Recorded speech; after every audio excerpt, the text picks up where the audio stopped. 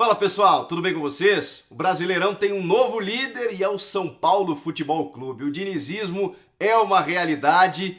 Será que chegou para ficar? Vamos falar sobre tudo isso nesse vídeo. Eu sou o Chico Garcia, inscreva-se no canal e vamos juntos!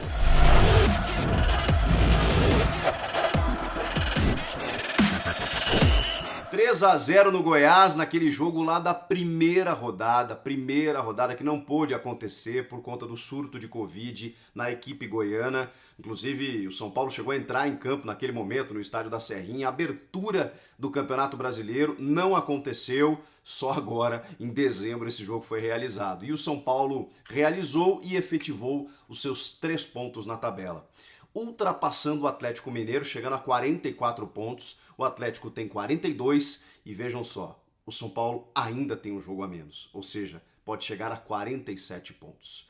O São Paulo que vai enfrentar o Botafogo. Aliás, vai enfrentar um dezembro muito congestionado, né? Muito agitado, né? Com 6 jogos aí do Campeonato Brasileiro e as 2 semifinais da Copa do Brasil com o Grêmio entre os dias 23 e 30 de dezembro, entre o Natal e o Ano Novo. O calendário não para, né? E todos nós sabemos o motivo. Mas no Campeonato Brasileiro, o São Paulo chegou. E eu queria falar sobre isso. É uma chegada num momento simbólico, num momento muito interessante, em que as coisas começam a se definir. Nós já estamos no segundo turno, nós já estamos nos encaminhando para metade desse segundo turno, já estamos na 25ª rodada, né? Tudo bem que o São Paulo ainda tem um jogo a ser realizado, que na verdade deixa a situação tricolor ainda mais confortável, mas mais do que isso, né? Um desempenho consistente. O Goiás, mesmo que seja o lanterna, acaba tirando pontos, né, de algumas equipes. E nesses jogos você não pode vacilar. Nesses jogos você precisa confirmar. E o torcedor do São Paulo, que está buscando um título há muito tempo, sabe disso, né? Que em vários momentos, quando o São Paulo dependia de si, ele acabava não conseguindo confirmar. Mas realmente o tempo dado ao Fernando Diniz e também a esse elenco, que desde o ano passado foi alvo de um grande investimento, e do ano passado para cá a gente não viu contratações do São Paulo.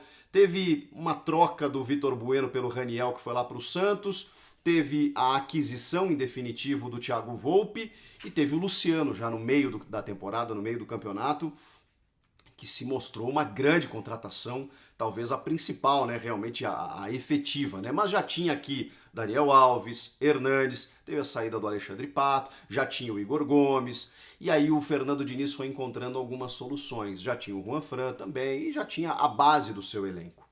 Ele foi fazendo algumas mexidas, ele não começou muito bem, ele tinha uma defesa vulnerável, mas ele foi aos poucos ajustando, colocou o Luan à frente da defesa.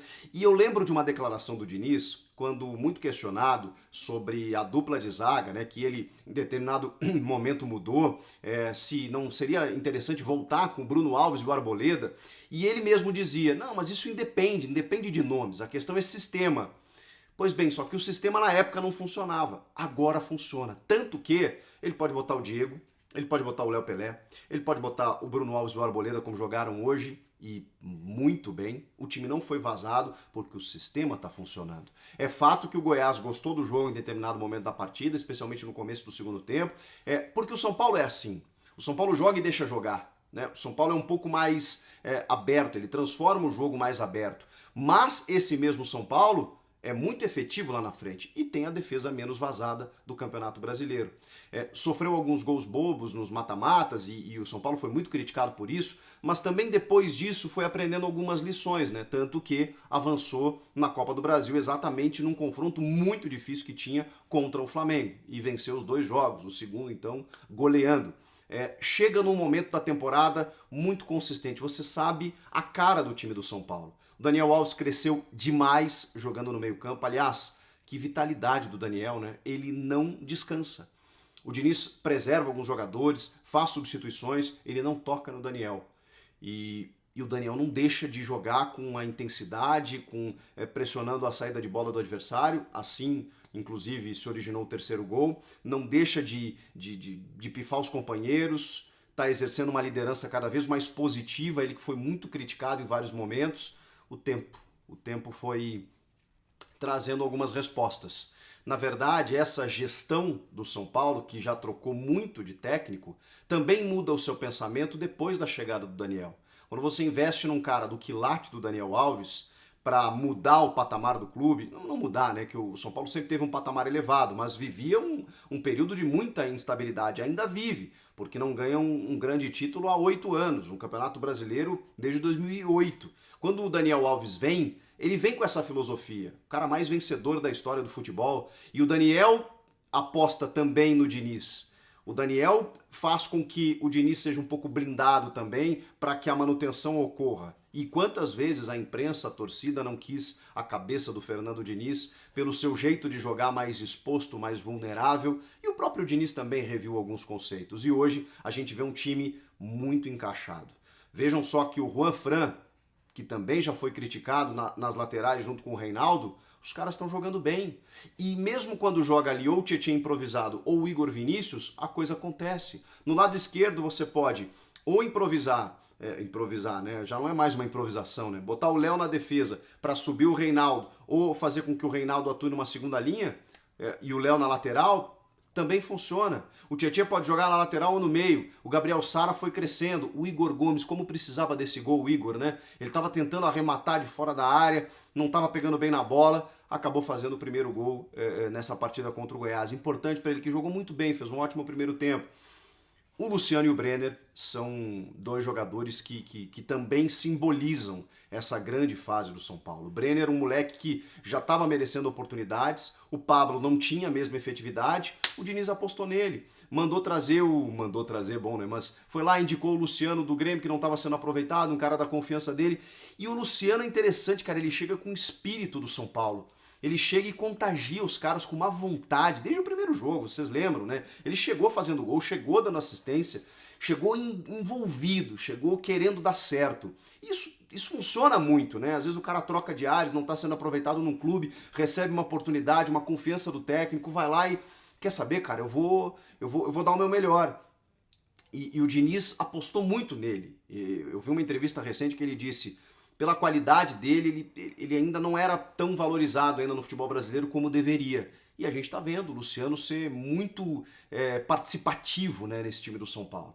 E aí no segundo tempo, o Diniz, mesmo com esse time bem definido do 1 ao 11, que a gente já sabe mais ou menos de cor, mesmo que ele tenha mudado a defesa, né, voltou aquela dupla do ano passado, Bruno Alves e Arboleda, e repito, os dois jogaram muito bem, colocou o Vitor Bueno, que jogou bem, colocou o Hernanes, olha o Profeta que fez o terceiro gol, que coisa boa ver o Hernanes fazer um gol com a camisa do São Paulo, né? Ele que é um cara tão identificado com a torcida, que também enfrentou momentos de lesão, de instabilidade, quase deixou o clube, mas resolveu ficar, e eu imagino a diferença que ele não faz dentro do vestiário, juntamente com o Daniel Alves. Assim você vai formando um time campeão. Eu não sei se o São Paulo vai ser campeão, e a concorrência é muito grande, mas nesse momento esse São Paulo do Fernando Diniz, aliás, o Diniz chega na liderança do brasileiro pela primeira vez na sua carreira, mas esse São Paulo do Diniz supera o Atlético Mineiro, o Palmeiras, o Flamengo, o Inter que já caiu, então eu ouso a dizer que chegou para disputar, chegou para entrar na briga. Vai depender muito da Copa do Brasil, onde o São Paulo também está envolvido e tem uma chance de título em 4 jogos, com adversários difíceis, né? O Grêmio e possivelmente um Palmeiras, e se for um América Mineiro, será igualmente complicado. Então, vai depender muito de como o São Paulo vai administrar isso. Agora, na sequência, na consistência, no jeito que o time chega, que vai disputar, eu não tenho dúvidas. O Tricolor assume a liderança num momento interessante, num momento simbólico e com muito merecimento. E aí? São Paulo vai ser campeão, vai sair da fila? Quero ouvir você. Comenta aqui embaixo, inscreva-se no canal e seja membro. Tô te esperando. Até a próxima. Tchau!